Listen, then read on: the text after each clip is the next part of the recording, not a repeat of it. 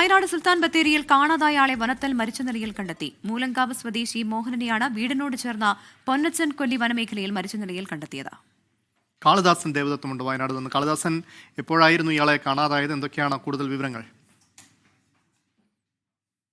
അമൽ പ്രവിത, കഴിഞ്ഞ 10 ദിവസം മുമ്പാണ് ഈ കാണാതായ ഈ മൂലങ്കാവ് സ്വദേശി മോഹനനെ കാണാതായത്. അതായത് കൃത്യമായി പറഞ്ഞാൽ കഴിഞ്ഞ മാസം 27-ന് വൈകിട്ട് മുതലാണ് മോഹനനെ കാണാതായത്. പിന്നീട് കുടുംബം സുൽത്താൻ ബത്തേരി പോലീസിൽ പരാതി നൽകിയതിന്റെ അടിസ്ഥാനത്തിൽ ബത്തേരി പോലീസിന്റെ ഭാഗത്തു നിന്നും അന്വേഷണം പുരോഗമിച്ചുകൊണ്ടിരിക്കുകയാണ്. ഇത്തരത്തിൽ വീടിന് സമീപത്തെ വനമേഖലയിൽ, അതായത് കൃത്യമായി പറഞ്ഞാൽ പൊന്നച്ചൻ കൊല്ലി വനമേഖലയിൽ വെച്ച് ഈ മോഹനന്റെ മൃതദേഹം കണ്ടെത്തിയത്.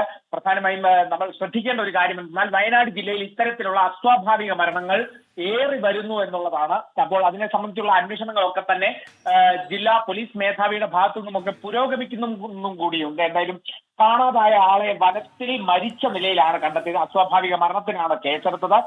കഴിഞ്ഞ ദിവസം ഉച്ചയോടെയാണ് വനമേഖലയിൽ, ഈ പൊന്നച്ചൻകൊല്ലി വനമേഖലയിൽ വെച്ച് മോഹനന്റെ മൃതദേഹം വനം വകുപ്പ് ജീവനക്കാർ കണ്ടെത്തിയത്. സുൽത്താൻ ബത്തേരി പോലീസ് തുടർ നടപടികൾ സ്വീകരിച്ച് അന്വേഷണം പുരോഗമിക്കുകയാണ്. കാളിദാസൻ ദേവദത്തുമാണ് വിവരങ്ങൾ നൽകിയത്.